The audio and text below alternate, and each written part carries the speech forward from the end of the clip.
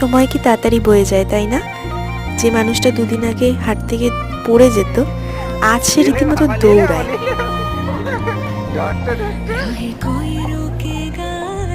কে তুমি? কে? কোথায় যাচ্ছ? আচ্ছা আচ্ছা।